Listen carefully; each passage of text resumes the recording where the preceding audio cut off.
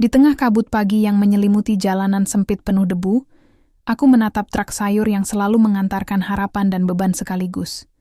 Namun pagi itu, ada sesuatu yang berbeda. Bayangan seorang polisi berseragam muncul di balik pohon, langkahnya pasti dan tatapannya tajam menembus jiwa.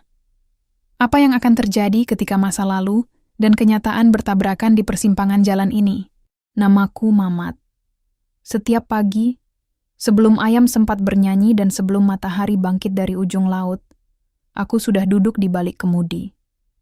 Tanganku menggenggam setir tua yang warnanya mulai pudar, kulitnya retak-retak seperti nasib para sopir jalanan, yang nasibnya juga tak semulus jalan tol. Truk sayurku bukan baru, bukan juga bisa dibilang layak, tapi dia setia. Sudah hampir 10 tahun aku bersamanya, menempuh jalan yang sama, memikul beban yang nyaris tak pernah ringan, baik di bak belakang maupun di pundak ini.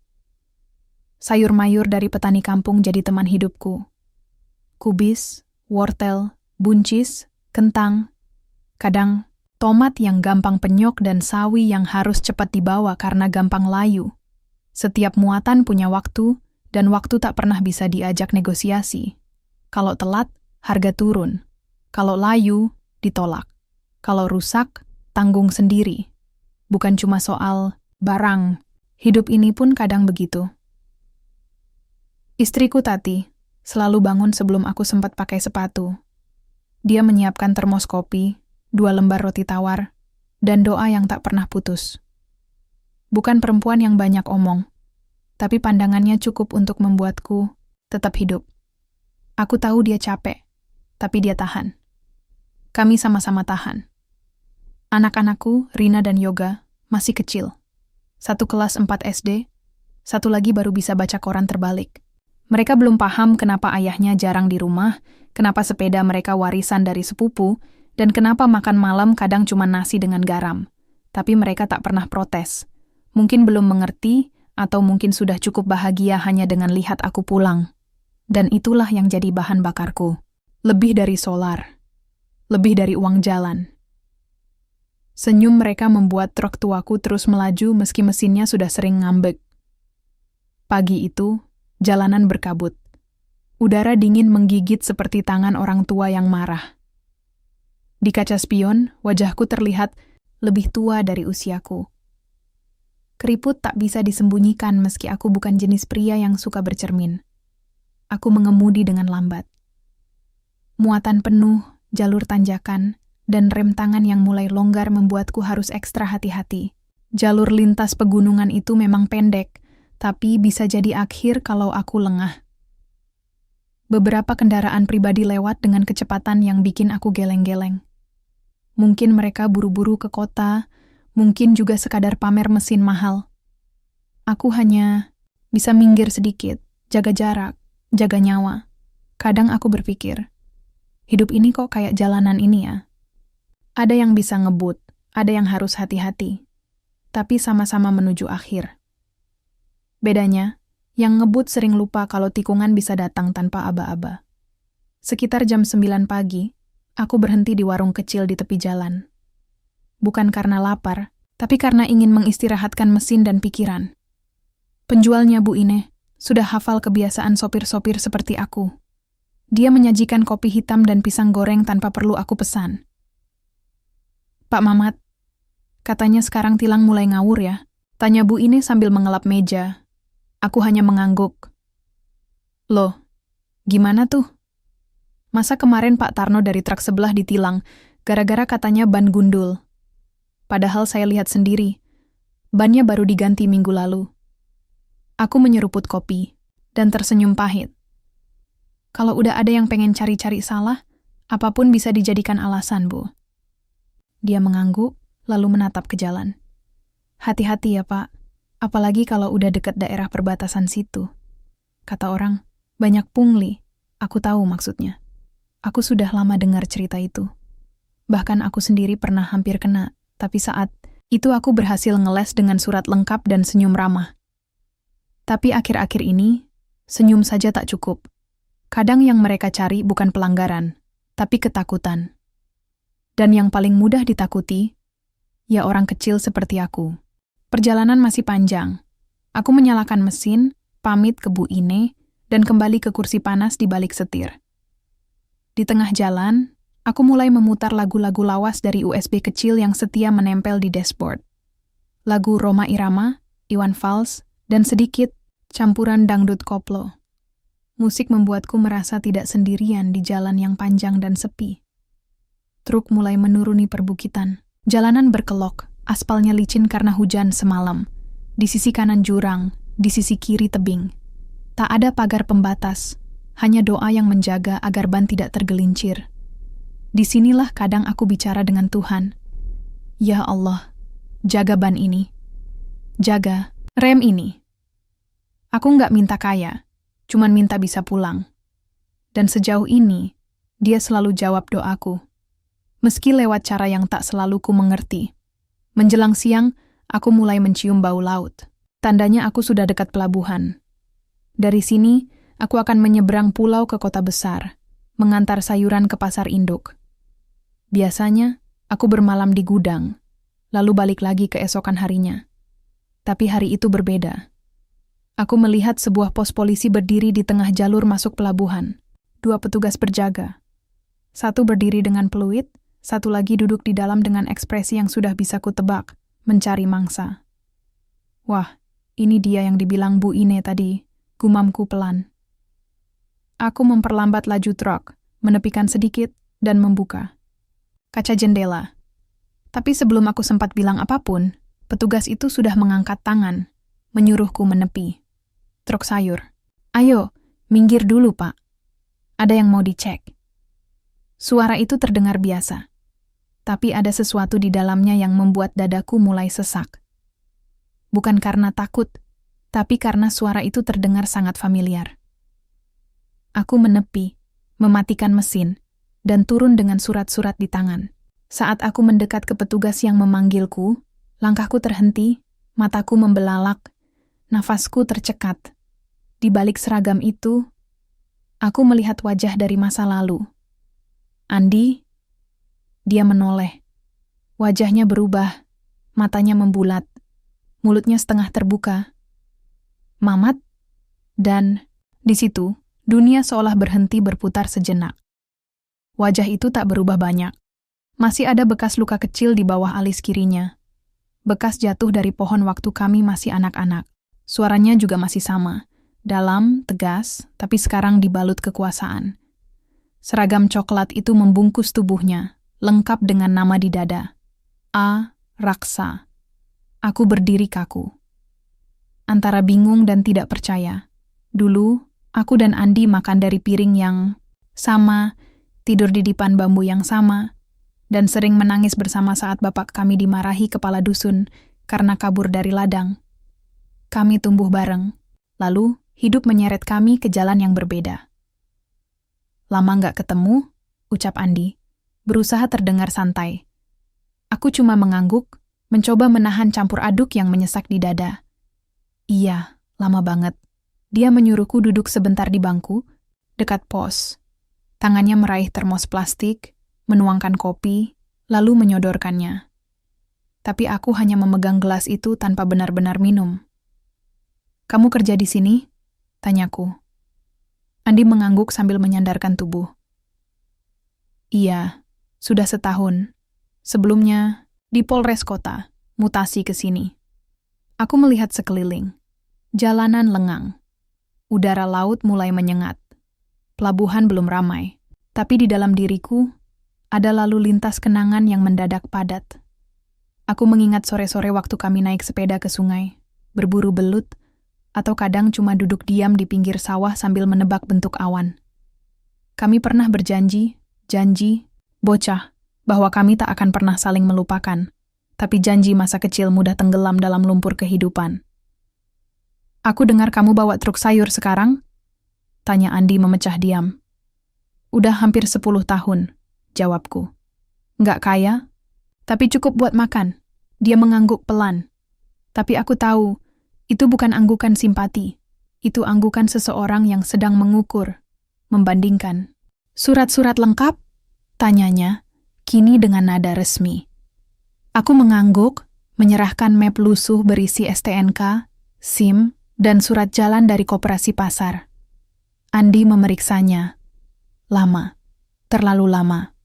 Wajahnya datar, tapi matanya seperti sedang mencari-cari sesuatu. Aku mulai merasa tidak enak. Ini surat KIR kamu udah expired seminggu, katanya tiba-tiba. Aku terkesiap. Loh, enggak. Coba dilihat lagi. Aku baru perpanjang bulan lalu, di koperasi. Andi menyodorkan satu lembar kertas dan menunjuk tanggal kecil di pojok kanan bawah. Ini bukan yang baru. Kamu mungkin bawa yang lama. Harusnya kamu periksa. Dulu sebelum jalan, jantungku berdegup cepat. Aku yakin sudah memperpanjang. Aku ingat betul mengantri lama dan membayar lebih mahal dari biasanya. Tapi surat yang kumiliki sekarang, entah kenapa memang tampak aneh. Kalau begini, kamu bisa kena tilang, Mat, kata Andi. Nadanya mulai tegas. Astaga, beneran, aku nggak tahu. Aku baru sadar sekarang. Tapi barangku mesti sampai hari ini, Kalau telat bisa busuk. Aku rugi banyak. Anak-anak di rumah nunggu makan dari situ. Ujarku. Nada memohon. Andi diam. Lama. Lalu ia berdiri dan melangkah ke dalam pos. Aku mengikuti dengan mata penuh harap. Beberapa menit kemudian, dia keluar sambil membawa buku tilang dan ballpoint. Langkahnya mantap, tapi setiap langkahnya terasa seperti palu yang bersiap menghancurkan harapanku. Andi, panggilku lirih. Kita ini dulu sahabat, Di. Kamu ingat nggak? Langkahnya terhenti. Matanya menatapku. Ada getaran kecil di wajahnya. Tapi hanya sesaat. Justru karena kita sahabat, aku nggak bisa kasih kamu perlakuan beda, ucapnya kaku. Aku nggak bisa main mata. Kamu tahu itu. Aku tertawa kecil, pahit. Main mata ya? Kamu tahu nggak? Aku udah bayar orang koperasi hampir 200.000 lebih buat urus surat ini. Sekarang aku yang disalahin. Andi menghela napas. Kalau kamu bayar orang dan dia kasih surat palsu, laporin. Jangan malah jadi pembelaan. Aku memalingkan wajah. Aku tidak marah pada Andi. Aku marah pada dunia. Dunia yang mengubah sahabat menjadi hakim dan menjadikan kejujuran sebagai beban yang mahal. Andi menulis sesuatu di kertas tilang, lalu menyerahkannya padaku. Maaf, Mat, ini prosedur. Kamu tetap bisa jalan, tapi nanti bayar di pengadilan. Atau, ya, kamu tahu opsi lainnya, katanya pelan. Aku tahu maksudnya. Maksud dari kata yang tak diucapkan. Opsi lainnya, uang di bawah meja. Tapi aku tak mau. Bukan karena aku suci, tapi karena aku muak. Aku menerima surat itu dengan tangan gemetar. Aku kembali ke truk, menyalakan mesin, dan melaju pelan ke arah pelabuhan. Di kaca spion, Andi masih berdiri, menatap punggungku yang perlahan menjauh. Aku tak tahu apa yang ada di pikirannya, tapi di pikiranku hanya ada pertanyaan yang berputar-putar. Bagaimana bisa seseorang yang dulu pernah membela kita dari kejamnya dunia, kini jadi bagian dari dunia yang kejam? Di atas kapal penyeberangan, aku duduk di samping muatan. Angin laut menampar wajahku. Di bawah sana, air bergelombang tenang, seolah tak peduli dengan hidup manusia di atasnya. Pikiranku melayang. Dulu, aku pernah bermimpi jadi polisi juga. Tapi saat ibuku meninggal, dan bapakku jatuh sakit, aku berhenti sekolah. Andi terus jalan, dan hari ini, aku menyetir truk tua, dan dia menyetir hukum. Kadang dunia ini cuma soal siapa yang bisa terus berjalan, dan siapa yang harus berhenti demi orang lain. 1 jam kemudian, kapal sampai. Aku melanjutkan perjalanan ke kota. Setiba di Pasar Induk, aku bongkar muatan seperti biasa. Keringat bercucuran. Tulang-tulang seperti mau lepas, tapi tak ada waktu untuk mengeluh. Ketika semua selesai, aku duduk di atas karung kubis kosong, menatap langit sore yang mulai muram. Aku membuka dompet, menatap foto kecil Rina dan Yoga. Di belakang foto itu, ada tulisan tangan istriku. Jangan pulang kaya, asal pulang selamat. Aku tersenyum, meski senyum itu kering. Di dunia yang terus berubah, mungkin hanya keluarga yang tak pernah menilaimu dari STNK atau surat KIR. Dan malam itu, aku kembali mengemudi. Pulang ke rumah yang kecil, tapi penuh cinta. Melewati jalan yang selalu sama, tapi tak pernah terasa mudah. Bunyi roda truk menderu di jalan berlubang, batu-batu kecil memantul, menghantam kolong kendaraan. Setiap getaran dari jalan seolah mewakili isi hatiku yang sama-sama tidak rata. Sudah lewat tengah malam, jalanan sepi. Hanya ada lampu jalan yang temaram, dan nyanyian jangkrik yang bersahutan dari pinggir sawah. Aku menguap. Mataku berat. Tapi, aku harus terus menyetir. Di rumah, Rina dan Yoga menunggu. Kadang aku merasa seperti hantu. Selalu muncul tengah malam, lalu pergi sebelum fajar. Rumah hanya jadi tempat tidur sebentar, bukan tempat hidup. Sampai rumah pukul 2 pagi. Rina belum tidur. Dia duduk di teras, menyalakan kompor kecil untuk memanaskan air. "Aku bikin wedang jahe, ya?" Katanya lembut. Aku mengangguk. Meletakkan tas kecil berisi uang hasil jualan di meja. Rina mengambilnya, menghitung cepat dengan cara khasnya. "Pakai kuku jempol dan jari telunjuk. Kurang 50.000 dari biasanya," gumamnya. Aku menarik napas. Kena tilang.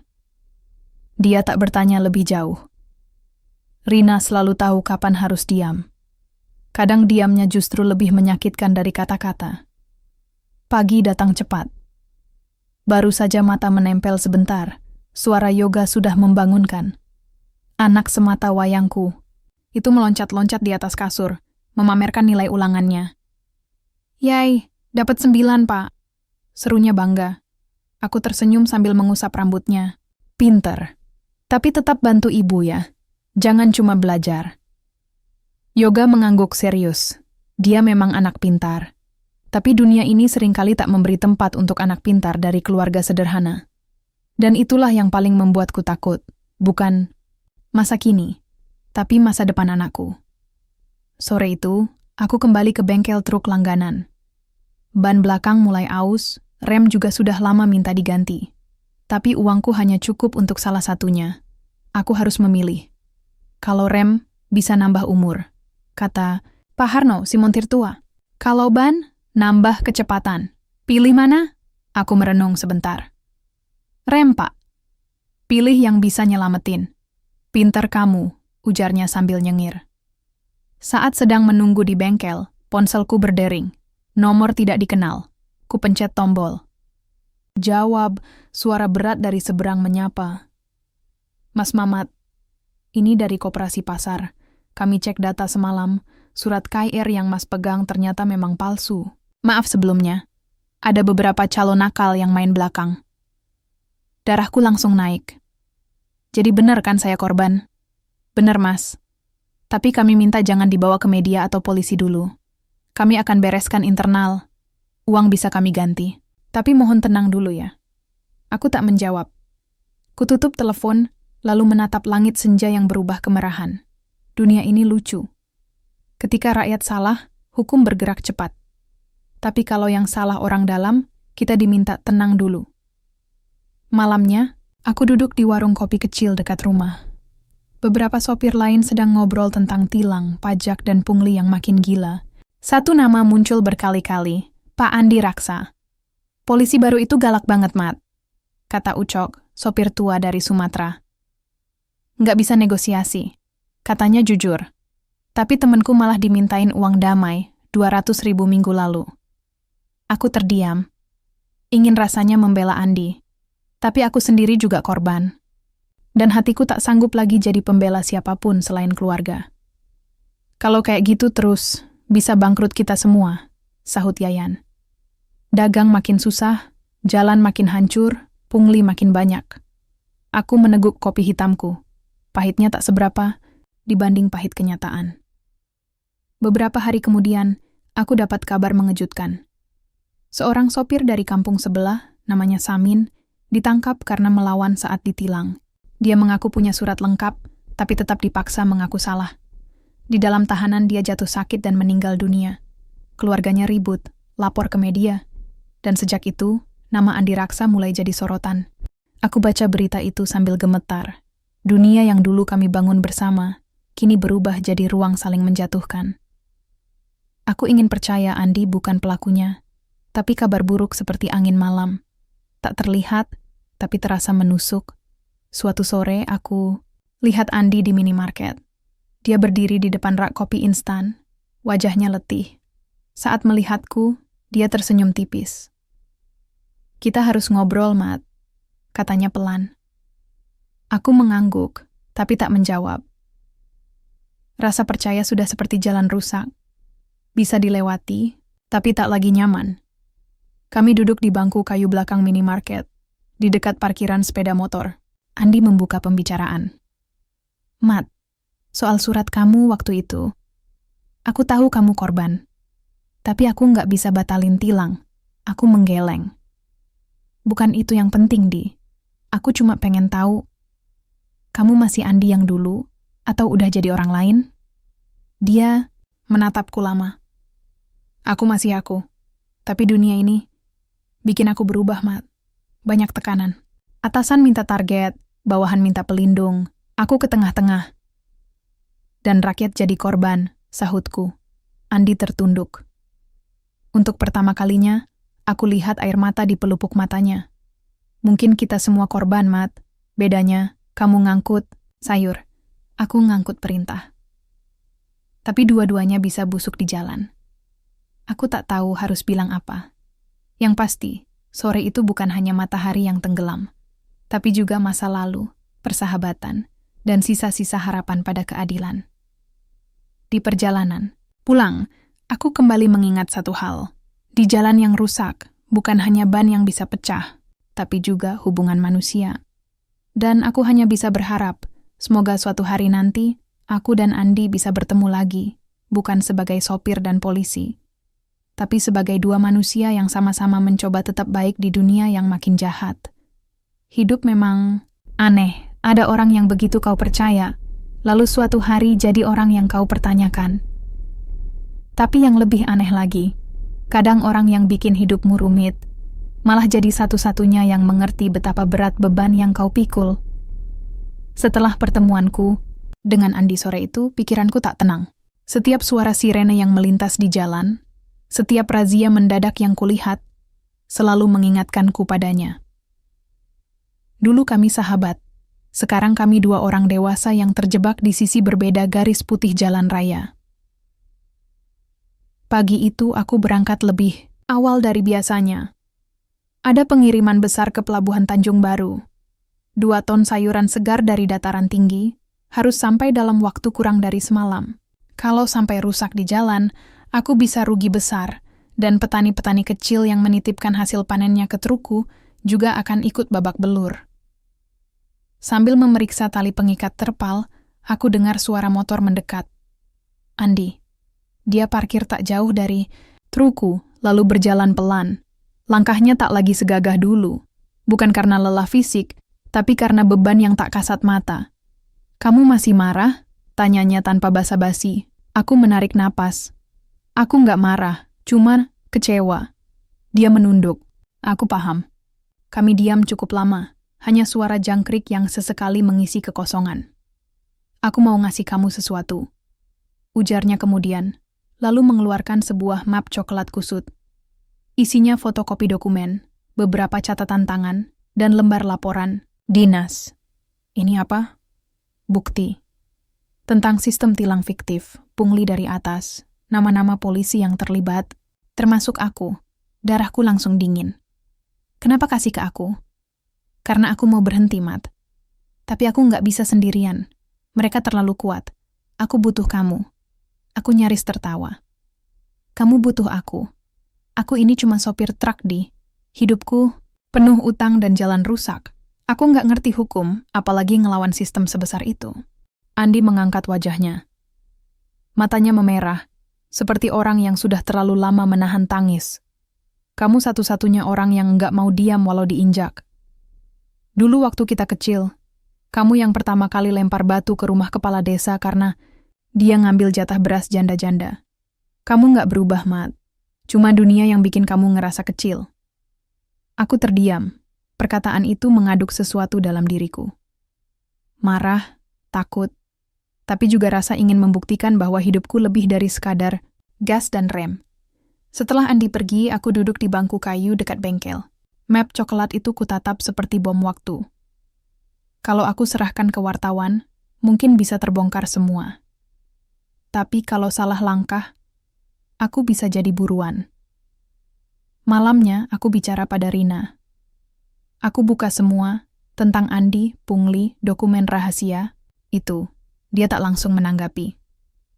Lama ia menatapku, lalu berkata pelan, "Kalau kamu ambil jalan ini, aku ikut. Tapi pastikan kamu tahu risikonya. Ini bukan cuma soal kamu. Ini soal kita semua." Aku menunduk. Aku tahu. Hari berikutnya, aku temui Andi di sebuah warung nasi rames di pinggir kota. Tempat biasa kami ngopi dulu, waktu masih jadi remaja. Warung itu sudah tua, kursinya reyot, tapi rasanya masih seperti dulu, penuh kenangan. Andi bawa 2 orang lain, 1 laki-laki, 1 perempuan. Keduanya berpakaian sederhana. Ternyata mereka wartawan lepas. Mereka yang bisa bantu sebarin cerita ini. Tapi mereka butuh wawancara langsung. Dan narasumber internal. Andi mengangguk. "Aku siap." Lalu dia menatapku. "Tapi aku butuh kamu juga kasih testimoni sebagai korban. Supaya ceritanya utuh. Bukan cuma dari orang dalam, tapi juga dari rakyat yang dihantam sistem." Aku menelan ludah. Aku bukan orator. Aku bukan pahlawan. Tapi kalau diam, maka semua yang tertindas akan tetap tertindas. Beberapa hari kemudian, berita pertama muncul. Judulnya sederhana tapi mengguncang. Truk, tilang, dan tikus berseragam. Isinya lengkap. Nama-nama, modus, jumlah uang, termasuk pengalaman pribadiku. Respons datang seperti gelombang pasang. Ada yang memuji, ada yang mencaci. Teleponku tak berhenti berdering. Beberapa sopir bahkan datang ke rumah, menyalami aku dan Rina. Tapi juga ada yang menguntit. Mengancam lewat pesan anonim. "Kamu pikir kamu siapa? Mau jadi pahlawan? Mati kamu nanti." Rina mulai gelisah. Yoga jadi takut main keluar. Setiap malam aku tidur dengan parang di bawah bantal. Bukan karena aku sok jagoan, tapi karena aku tahu, kebenaran selalu punya harga. Seminggu setelah berita itu viral, Andi hilang. Tak bisa dihubungi. Rumahnya kosong. Ponselnya mati. Polisi, tempat dia bertugas, bilang dia cuti. Tapi aku tahu, ini bukan cuti biasa. Dan hatiku makin gelisah, karena di antara semua yang mungkin terjadi, ada satu hal yang belum siap aku hadapi. Kehilangan satu-satunya orang yang percaya padaku. Di hari keempat Andi tak memberi kabar, aku menerima sebuah pesan singkat, tanpa nama. Hanya 3 kata. "Temui aku besok." Disertai titik koordinat yang menunjukkan sebuah tempat di ujung dermaga pelabuhan tua. Aku tahu, babak baru telah dimulai. Dan di jalan 2 arah ini, aku harus memilih. Terus maju walau remnya aus, atau berhenti dan membiarkan penumpang keadilan turun di tengah jalan. Malam itu angin laut berhembus kencang. Langit mendung, seperti menyimpan petir dalam perutnya. Dermaga tua yang jadi titik temu terasa asing. Lengang. Tak ada suara selain debur ombak memecah tiang-tiang kayu yang sudah lapuk. Aku datang tepat waktu. Tepat seperti yang diminta pesan itu. Lampu jalan hanya 1 yang menyala, itu pun redup. Sebagian dermaga tergenang air laut yang naik. Tapi aku tetap melangkah. Tak ada pilihan lain. Ini satu-satunya petunjuk tentang keberadaan Andi setelah 4 hari menghilang. Langkahku terhenti di ujung jembatan kayu. Seseorang berdiri membelakangiku. Siluet tubuhnya ku kenal. "Andi," bisiku. Ia menoleh perlahan. Wajahnya lusuh. Kumisnya, yang biasanya rapi tumbuh tak beraturan. Kemejanya kusut, dan mata itu, mata yang dulu penuh keyakinan, kini seperti dihantui sesuatu. "Kamu datang," katanya. "Tentu. Aku pikir kamu diculik." Dia tertawa lirih. "Belum. Tapi mungkin sebentar lagi." Aku mendekat. "Apa yang sebenarnya terjadi?" Ia duduk di tepian jembatan, menatap air laut di bawahnya. Setelah berita itu keluar, atasan langsung panggil aku. Mereka tanya kenapa aku bisa ceroboh dan biarkan kasus bocor. Aku pura-pura nggak tahu. Tapi mereka nggak bodoh. Mereka tahu aku yang bocorin. Aku duduk di sebelahnya. Jarak kami tak sejauh saat pertemuan pertama, tapi suasananya jauh lebih berat. Mereka bakal singkirkan aku, Matt. Secara halus, atau dengan cara yang lebih kotor. Lapor ke pihak yang lebih tinggi. Ia menggeleng. Siapa yang lebih tinggi? Semua jalurnya udah busuk. Aku coba cari pengacara. Ada yang mau bantu, tapi minta bayaran puluhan juta. Aku nggak punya itu. Kalau kamu pergi saja. Kabur? Kemana? Aku masih punya ibu di rumah. Kalau aku kabur, mereka yang diseret. Diam. Tak ada jawaban dari mulutku. Aku udah kepalang masuk lubang ini. Tapi kamu belum. Kamu masih bisa keluar. Aku menggeleng tegas. Aku juga udah di tengah di. Namaku, ia muncul di berita. Orang-orang tahu aku bagian dari ini. Aku nggak bisa mundur. Dia memandangku. Wajahnya seperti menemukan kembali sesuatu yang hilang.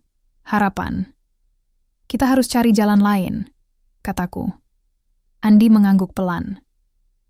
Ada satu tempat dulu aku simpan salinan data, di rumah kontrakan lama sebelum pindah ke mes polisi. Semua bukti lebih lengkap ada di sana. Kalau kita bisa ambil itu dan kasih ke LSM anti korupsi atau media nasional, mungkin bisa jadi peluru terakhir kita. Aku pikir-pikir sebentar. Kapan kita ambil? Besok. Tapi pelan-pelan, rumah itu udah dijaga. Jaga sama siapa? Mereka. Orang-orang yang dulu juga bagian dari operasi ini. Dadaku terasa sempit. Kami bukan lagi sekadar melawan polisi nakal. Kami sedang menantang sistem gelap yang bertahun-tahun hidup dari kebusukan. Dan sistem itu sedang memperhatikan kami. Pagi harinya, aku pamit pada Rina dan Yoga. Kali ini berbeda. Aku nggak berani janji akan pulang malam nanti. Rina menggenggam tanganku erat. Kalau ini bahaya, jangan nekat. Aku mencium keningnya. Aku harus selesain ini. Bukan buat aku, tapi buat kita. Buat semua sopir yang pernah dimakan razia palsu. Yoga memelukku. Ayah jangan lawan polisi. Nanti dimasukin TV kayak yang ditangkap-tangkap itu. Aku tersenyum getir. Ayah nggak lawan polisi. Ayah lawan kebohongan. Kami berangkat naik motor tua Andi. Rumah yang dimaksud terletak di pinggiran kota, dekat kebun kosong yang sekarang jadi proyek perumahan. Jalan masuknya sempit, tapi aku bisa melihat rumah kecil itu dari jauh. Cat dindingnya mulai mengelupas, jendela tertutup rapat, dan pagar kayu miring ke satu sisi. Kamu yakin masih aman? Tanyaku pelan. Andi mengangguk. Aku tahu jalan. Belakang. Kami menyusup lewat sisi kiri, melewati semak-semak liar. Ada suara burung kecil terbang dari pohon pisang, membuat jantungku lompat sebentar.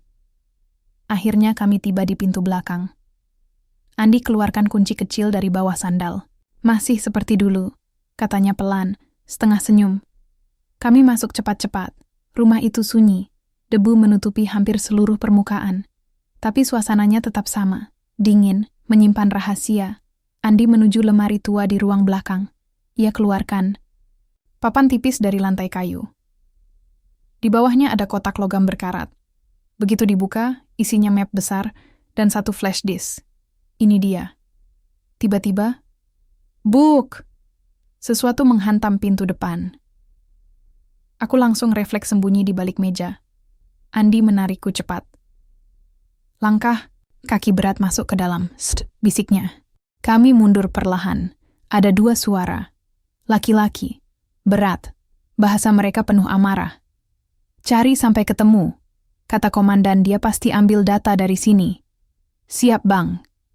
Kami merayap menuju dapur. Dari sana, ada jendela kecil menuju luar. Aku bantu Andi naik duluan. Lalu aku naik, tapi lututku terpeleset. Suara barang jatuh menggemakan dapur. Siapa itu? Aku lompat keluar dan langsung lari. Andi menggenggam map dan flash disk erat. Kami tak sempat ambil motor. Kami lari ke arah kebun kosong, menembus semak, melompati got, bersembunyi di kandang ayam milik warga. Napas kami tersengal, tapi kami berhasil. Untuk sementara. Malamnya kami nginap di rumah teman lama Andi, seorang pensiunan polisi yang tinggal sendiri di pinggiran desa.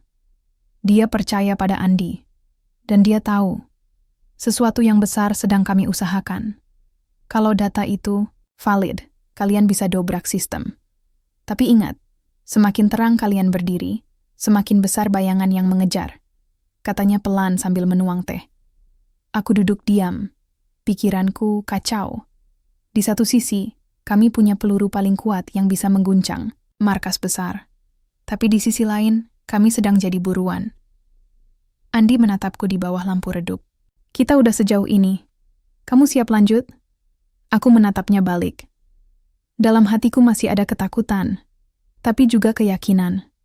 Aku mengangguk. Ayo kita beresin ini. Dan di malam itu, ketika suara jangkrik menyatu dengan detak jantungku, aku tahu. Roda hidup ini tak akan pernah benar-benar berhenti. Tapi kalau aku bisa bantu satu saja rem yang bocor diperbaiki, mungkin jalannya nggak akan separah ini lagi untukku. Untuk Andi. Untuk ribuan sopir lain yang cuma pengen hidup tenang tanpa harus ditakut-takuti seragam. Bersambung ke bab 6, puncak konflik akan dimulai di bab ini. Saya akan langsung lanjut menulis bab 6.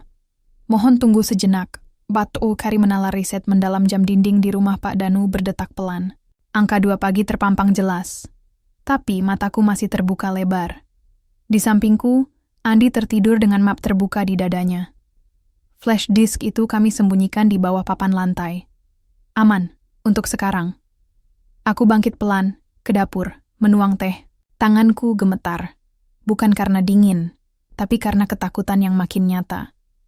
Hari ini, atau besok, atau minggu depan, hidup kami bisa hancur. Pintu dapur berderit. Pak Danu masuk. Kamu nggak tidur, Mat. Aku menggeleng. Kepalaku nggak bisa diam, Pak.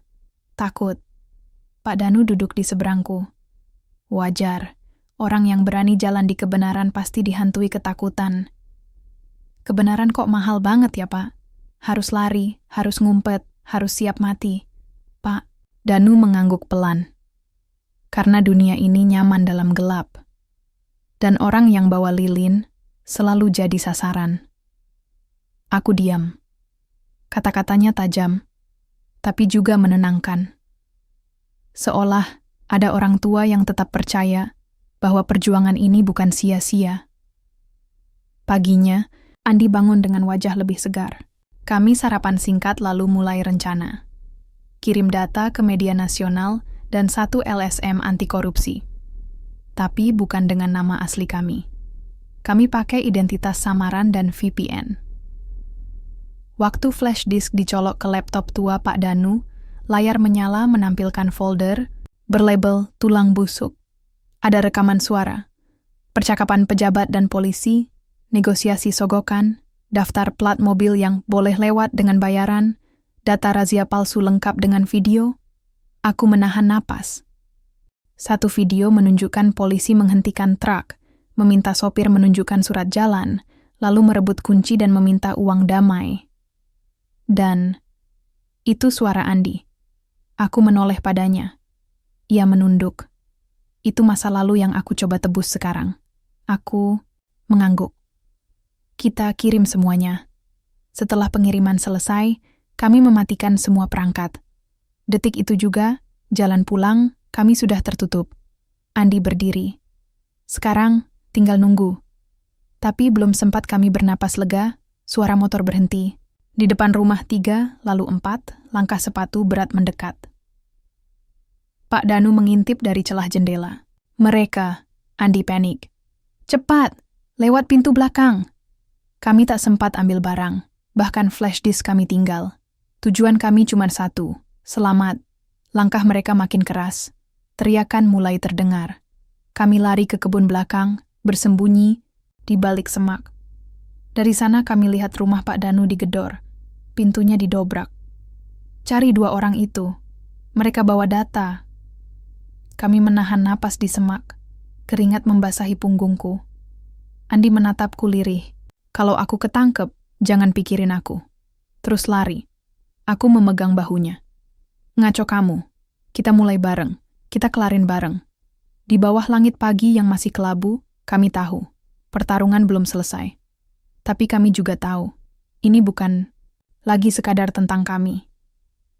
Ini tentang semua orang yang pernah dibungkam, diintimidasi, dan diperas atas nama hukum. Kami terus lari menyusuri pematang sawah. Matahari belum sepenuhnya naik, tapi keringat membanjiri tubuhku. Langkah Andi pincang. Sepatunya terperosok lumpur. Aku tarik tangannya, paksa dia terus berjalan. Mat, kita berhenti dulu sebentar. Napasnya berat. Kalau kita berhenti sekarang, kita bakal ditangkap. Lalu mau kemana? Aku diam, sejenak. Nafasku pun ngos-ngosan. Ke tempat aman. Ke orang yang bisa dipercaya. Siapa? Bu Guru Sulastri. Andi menatapku heran. Dia tahu semua muridnya. Termasuk siapa yang berbohong. Siapa yang nyimpen luka. Dulu dia yang paling ngerti kita. Kami menyelinap keluar desa lewat jalur sungai kecil. Di seberang, jalan tanah menuntun kami menuju perbukitan. Satu-satunya cara keluar dari daerah itu tanpa lewat pos polisi. Tapi kami lupa. Nama kami sudah tersebar. Waktu kami tiba di warung kecil pinggir jalan, tukang bensin menatap kami curiga. Matanya menatap wajah Andi lebih lama dari seharusnya. Lalu dia masuk ke dalam sambil membawa ponsel. Aku pegang lengan Andi. Kita harus pergi sekarang. Kami belum sempat kabur saat suara klakson mobil terdengar dari ujung jalan. Sebuah Avanza, hitam berhenti. 2 orang keluar, bukan polisi berseragam. Tapi jelas bukan orang biasa. Sini kalian berdua. Nggak usah banyak gaya. Andi mau lari, tapi aku tarik balik. Kalau kita lari sekarang, mereka tembak. Salah satu dari mereka mendekat. Aku lihat pinggangnya. Ada pistol. Lu pikir lu bisa menang lawan sistem? Lawan orang atas? Lu pikir data itu bisa bikin mereka goyang? Aku nggak jawab. Lu 2 cuma sopir dan polisi gagal. Udah paling banter jadi bangkai pinggir jalan. Andi mengepal. Tapi aku tahan. Aku tahu dia bisa meledak kapan saja. Orang itu merogoh kantong. Lempar foto ke tanah. Wajah Pak Danu. Matanya lebam. Mulutnya sobek. Ini harga temen lu. Mau tahu harga kalian? Kepalaku seperti dihantam godam. Mau diam? Atau mayat lu kami lempar ke jurang? Gimana? Aku menggertakkan gigi. Nafasku memburu. Tapi aku sadar, kami belum punya cukup kekuatan untuk melawan. Belum sekarang. Beri kami waktu seminggu, kataku lirih. Orang itu tertawa. Waktu? Dunia nggak peduli sama waktu. Cuman hasil. Dia mendekat, menampar Andi sekali. Kalau data itu muncul lagi, bahkan jenazah kalian nggak bakal ketemu. Mereka pergi. Debu mobil itu mengepul, meninggalkan rasa pahit di kerongkongan. Andi duduk di trotoar. Wajahnya memerah. Napasnya pendek. Apa, kita nyerah, Mat? Aku duduk di sampingnya, memandang jalanan yang terus berlalu. Bukan nyerah. Kita mundur 1 langkah. Buat lompat lebih jauh. Andi menggeleng pelan. Kita nggak bisa menang, Mat. Aku pegang pundaknya. Kita nggak harus menang sekarang. Kita cuma harus tetap hidup. Supaya besok, kita masih bisa nyebarin kebenaran. Di langit, burung-burung berterbangan bebas. Entah kemana. Tapi satu hal yang aku tahu, mereka tak pernah takut angin. Dan aku mau jadi seperti mereka. Malam itu, langit seperti menumpahkan semua beban. Hujan turun deras. Aku dan Andi bersembunyi di sebuah gubuk reot di pinggiran ladang kosong. Atapnya bocor. Air menggenang di pojok-pojok lantai tanah. Tapi ini lebih baik daripada di jalanan. Menunggu peluru menyambut kepala. Andi menggenggam flash disk yang kami sembunyikan di balik kemeja dalamnya. Isinya rekaman, bukti transaksi, daftar nama. Semuanya bisa membakar habis kepolisian daerah. Aku takut, Mat. Suaranya nyaris tak terdengar. Kalau kita gagal, semua ini cuma akan jadi sia-sia. Aku menatap ke arah jendela kecil, melihat bayangan, Pohon bergoyang dihantam angin. Takut itu wajar, tapi kita sudah terlalu jauh buat balik badan. Andi menatapku.